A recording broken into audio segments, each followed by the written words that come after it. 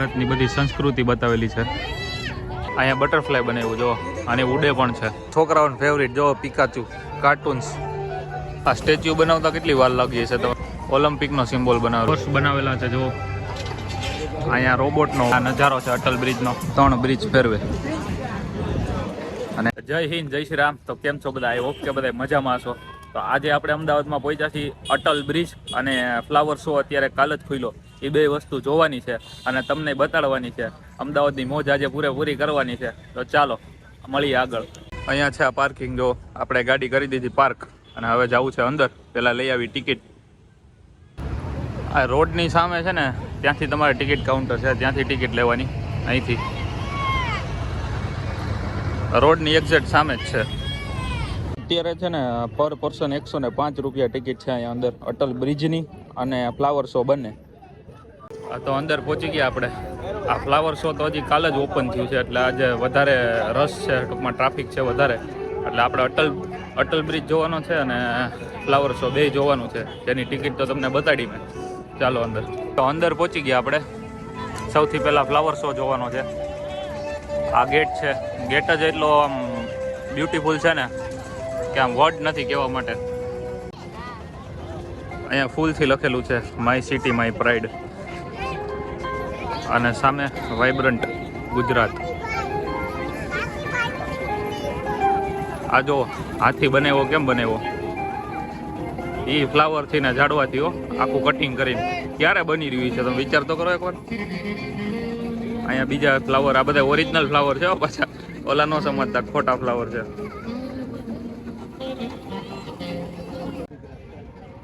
આ બધા ફૂલ છે ને અલગ અલગ કલરના, એનું નામ છે પેટુનિયા. જો આ જેટલા છે ને આ બધાનું નામ પેટુનિયા છે, પણ કલર અલગ અલગ છે. અને આ વાઇબ્રન્ટ ગુજરાત. અહીંથી છે ને રિવરફ્રન્ટનો વ્યૂ મસ્ત આવે જો. અને આ આખું ફ્લાવર ગાર્ડન. આ ફ્લાવર છે ગેઝેનિયા.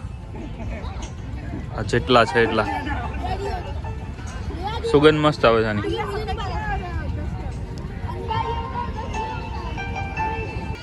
અહીંયા જો હાર્ટ બનાવેલું છે, હંસ બનાવેલા છે.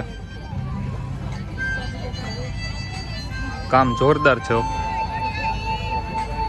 ઘણા લોકો આવે છે વિઝિટ કરવા. કાલ જ ખુલ્યું અને કાલનું ટ્રાફિક છે અહીંયા. સામે સરદાર પટેલનું સ્ટેચ્યુ, એ પણ ફ્લાવરથી બનાવેલું જો.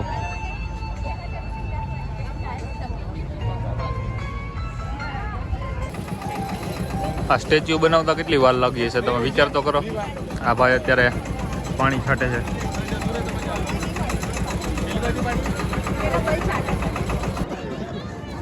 આખી દિવાલો ફ્લાવરની બનાવેલી. આખું જેટલું ગાર્ડન છે ને, જેટલી દિવાલ છે ને બધી ફ્લાવરની બનાવેલી છે. ઓલિમ્પિકનો સિમ્બોલ બનાવેલો છે જો, કલરના ફ્લાવર્સથી. આ આખી થીમ છે ને એ આખી ઓલિમ્પિક ઉપરની છે, રમત ગમતનું બધું. જો અહીંયા કુસ્તીનું બનાવેલું છે, બ્લુ કલરનો સિમ્બોલ. પછી આ ગન શૂટિંગ માટેનું, એની આગળ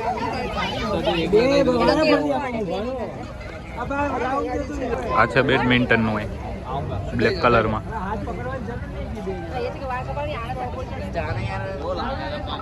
પછી જવલિન ભાલા ફેંક, જે હમણાં આપણે નીરજ ચોપડા જે જીતા હતા એ. Last hockey. આવી રીતના 5 ઓલા સિમ્બોલ દર્શાવેલા છે અહીંયા ઓલિમ્પિકના. ચાલો આગળ વધી હવે આ ગેટની અંદરથી. ન્યૂઝ ચેનલવાળા પણ છે અહીંયા, કોઈને ન્યૂઝ આપવા હોય તો. સામે હંસ બનાવેલું છે, ઓલો મોર. ચાલો એ જોવા જાય મોર. બહુ મોટો ફ્લાવર શો છે, બહુ મોટું છે, ખૂટતું જ નથી, બહુ લાંબુ છે. અહીંયા મોરની સાથે સાથે જો બુક બનાવેલી છે constitution of India, Satyamev Jayate. આ આપણા ભારતની બધી સંસ્કૃતિ બતાવેલી છે. આ જે ફેસ લગાડેલા છે, આપણી સંસ્કૃતિ છે, કઈ રીતના આપણો વેશભૂષા છે ને એ બધું. અહીંયા બટરફ્લાય બનાવ્યું જો, અને ઉડે પણ છે. એ ફ્લાવરથી બનાવેલું. અને આવી ઇલેક્ટ્રિક ગાડી તમારે જોતી હોય તો એ મળે, એ તમને આખું ફ્લાવર શોમાં ફેરવે.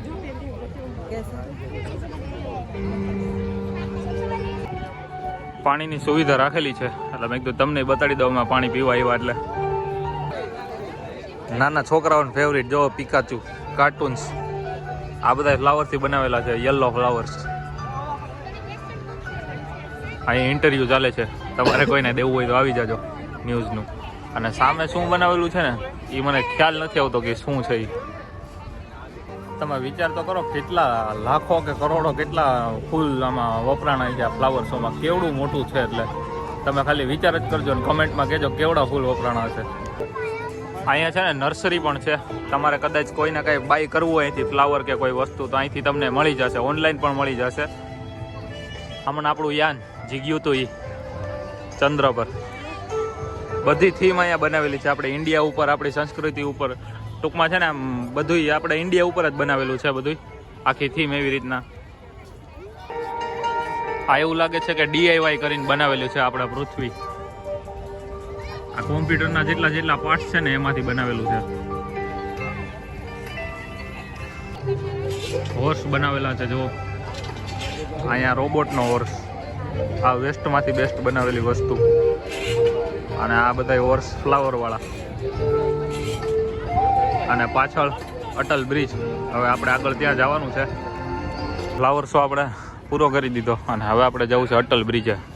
આ બહારથી તમે નજારો જોઈ લો પહેલાં અટલ બ્રિજ. તો કેમેરામાં તો નાનો દેખાય પણ જે આ છે મોટો. હવે ત્યાં જઈને કેવું છે અંદર. હું તો મારો ને પાર્થનો હોય ને પહેલી વારનો એક્સપિરિયન્સ છે અહીંયા અટલ બ્રિજે જવાનો. બની તો લગભગ 2 વર્ષ થઈ ગયો છે, પણ આપણે તો ક્યારે આવ્યા નહોતા. આજ જઈએ અને જોઈને એક્સપિરિયન્સ લઈ કેવું છે. રિવર ક્રૂઝ છે, એમાં તમે લંચ ને ડિનર કરી શકો. એ ક્રૂઝની અંદર બેઠા અને તમને 3 બ્રિજ ફેરવે, અટલ બ્રિજ ને નહેરુ બ્રિજ ને એવી રીતના 3 બ્રિજ છે ને 3 બ્રિજ ફેરવે અને તમે એમાં લંચ ને ડિનર કરી શકો. એની માટેનું છે. લંચના કંઈક 1199 રૂપિયા છે અને ડિનરના રાતે 2000 રૂપિયા છે પર પર્સનના. આપણે તો રોકાવાના નથી, વૈયા જવાના છીએ, એટલે આપણે એનો લાભ નહીં લઈએ, પછી ક્યારેક લેશું. આપણે પહોંચી ગયા આપણે અટલ બ્રિજે, જોઈ રહ્યો. હાલો અંદર જઈ. અહીં પણ સારું એવું ટ્રાફિક છે જોવો તમે. અને આ નજારો છે અટલ બ્રિજનો. જો ઓલી ક્રૂઝનું મેં તમને કીધું હતું ને, ક્રૂઝ જાય 3 બ્રિજ ફેરવે અને એમાં તમારે કરવાનું લંચ છે ને. આ લંચ કરવાની કેવી મજા આવે આમાં. આ નદીમાં તમારે રિવરની અંદર બેઠીને બધા નજારા જોતા લંચ કરવાનો. શું કેવું પાર્થ તારું? હે ફૂલ મજા આવે. બ્રિજની વચમાં કાચ પણ છે જો, નીચે તમને દેખાય. ઓલે બુર્જ ખલીફામાં છે એવી રીતના કાચમાંથી નીચે જોવાનું, નીચે નદી દેખાય તમને.